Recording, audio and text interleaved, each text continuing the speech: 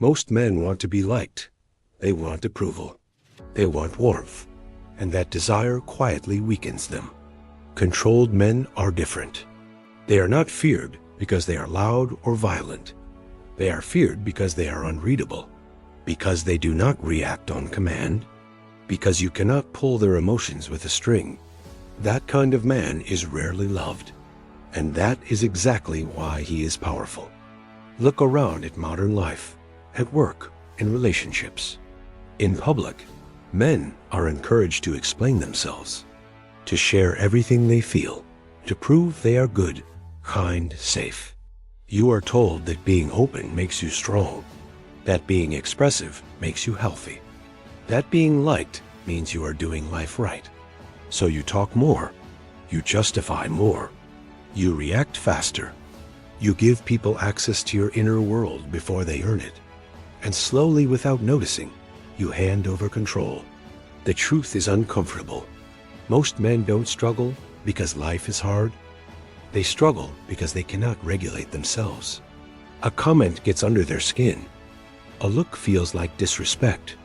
A delay feels like rejection. And their emotions move first.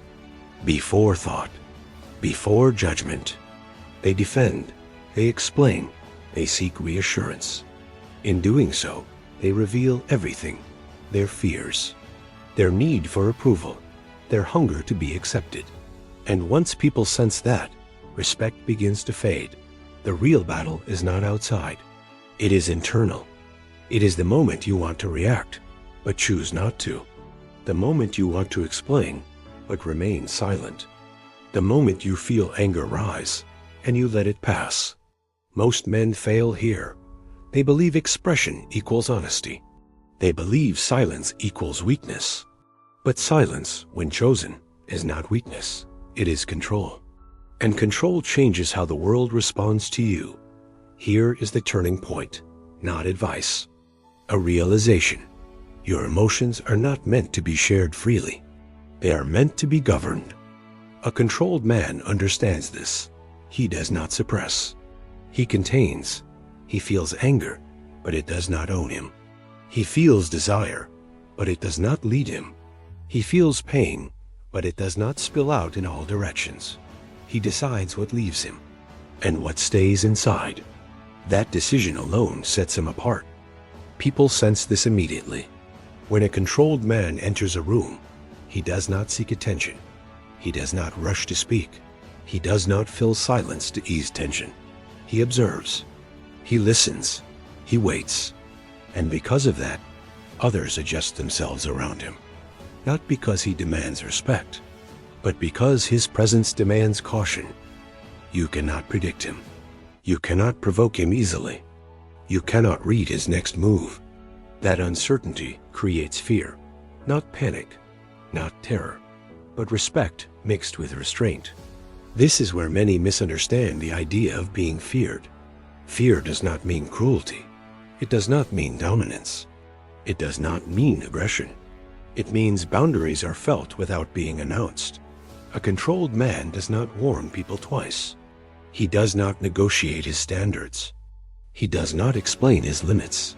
He enforces them quietly, consistently. And once people see that, they behave differently. Love, on the other hand, is fragile. Love asks for softness, for availability, for emotional access. There is nothing wrong with love. But when a man chases it, he trades leverage for comfort. He begins to perform, to please, to bend. And people may like him, but they do not anchor themselves around him. They do not hesitate before crossing him. They do not feel weight in his silence, because he has shown too much. The controlled man understands a harsh truth. Being loved is pleasant. Being respected is necessary. And respect is born from self-mastery, from restraint, from calm under pressure, from choosing response instead of reaction. This man does not raise his voice. He does not argue endlessly. He does not prove himself. He lets time and behavior speak. The climax comes quietly. It is the moment you realize you no longer need to be understood by everyone. The moment you stop correcting every misunderstanding, the moment you stop explaining your intentions, you act, you decide, you move forward, and the noise around you fades. You feel grounded, centered, unmoved, not because life is easy, but because you are no longer ruled by every feeling that passes through you. A controlled man is not cold. He is selective. He chooses who earns access, who hears his thoughts, who sees his vulnerability.